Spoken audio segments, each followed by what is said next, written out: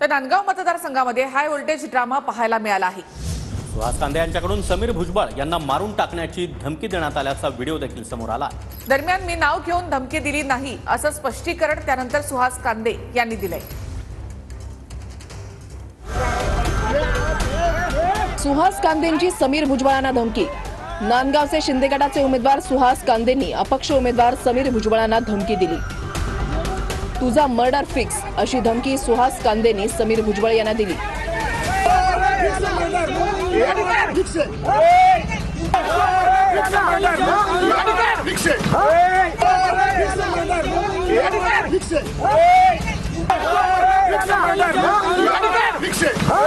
काही video viral होतात त्याच्यामध्ये तुम्ही धमकी देत आहेत। नाही, मी ऍक्च्युली असं समीर भाऊंचं नाव घेऊन नाही धमकी दिली, ते चुकीचं व्हायरल होतंय।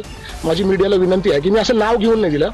आमचे एक जण मारत होता त्या कामगारांना, म्हणून मी त्याला म्हटलं अरे तो मरून जाईल, त्याचा मर्डर होईल, मारून। कांदेंची काही शाळा आहे तिकडे, शाळेच्या बाहेर जे मोठ्या प्रमाणात बस ट्रक वगैरे गाड्या व्हॅन सगळे उभे होते, म्हणून बघण्यासाठी थांबतो। कोणी होतं मी बघितलं आणि मग नंतर कळालं की तिकडे हजारो लोक जे आहेत आतमध्ये तिकडे होते। आणि म्हणून मी इलेक्शन कमिशन असेल किंवा PI SP सगळ्यांना मी फोन केले आणि त्यांना सांगितलं अशा प्रकारे इथे घडत आहे, त्वरित तुम्ही इकडे या। परंतु सुरुवातीला 2-4 गोळी आले आणि त्यात जे आहे कांदे तिकडे आले आणि कांदेंनी जे आहे मला आवाजच्या भाषेने फार घाणघाण शिव्या दिल्या त्यात मला मारण्याची धमकी होती। आज तुझं मर्डर फिक्स आहे, तरी सुद्धा त्यांच्यावर ऍक्शन झालेली नाही। नांदगाव मतदारसंघात शिंदे गटाचे सुहास कांदे आणि अपक्ष उमेदवार समीर भुजबळांचे कार्यकर्ते आमने सामने आले होते।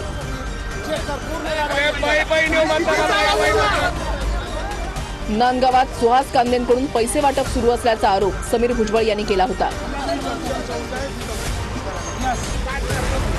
तसंच मतदारांना डांबून ठेवल्याचा आरोप समीर भुजबळ यांच्याकडून करण्यात आला होता। मतदारांना डांबून ठेवल्याचा आरोप करत समीर भुजबळांच्या कार्यकर्त्यांनी सुहास कांदेंच्या कार्यकर्त्यांनी आणलेली मतदारांची गाडी अडवली। मात्र चहा पिण्यासाठी आम्ही थांबलो होतो, आम्हाला 3 तास रोखून ठेवलं, कांदेंच्या कार्यकर्त्यांनी हा आरोप केला। रात्री आम्ही 10 वाजता तिकडून बसलो, इथं आलो तर इथं चहा पाण्यासाठी आम्ही थांबलो, कारण की हॉटेल कुठे चालू नव्हते रात्री। आमच्याकडे प्रेग्नंट बाई आहे, ग्रामपंचायत सदस्य आहे, त्याच्यानंतर आणखी आपल्याकडे हे पण आहेत, पोलीस महिला पण आहे, त्याच्यानंतर मी रिलायन्सला मॅनेजर आहे, तर माझे एम्प्लॉय पण आहेत। तर आम्ही सगळे मतदानासाठी चाललोय। आज 3 ते 3.5 तास झाले इथं आम्हाला होल्ड करून ठेवलाय। कोणी पण येतं, समीर भाऊ इथं लेक्चर ठोकत होते। तुम्हाला काय विचारायचं, काय नाही आम्हाला विचारा ना तुम्ही। पोलीस काय म्हणतात, त्यांच्या आजूबाजू घुमताय पोलीस। अडवलेल्या मतदारांची चौकशी करून निवडणूक अधिकाऱ्यांनी मतदान केंद्रावर त्यांना पाठवलं। गाडीमध्ये काही मुद्देमाल आहे का, संशयित गाडी वाटली म्हणून आम्ही चेक करतोय। आता गाडी चेक झाली आहे, ऑब्झर्व्हर साहेब येत आहेत, आमचे मेन इन्चार्ज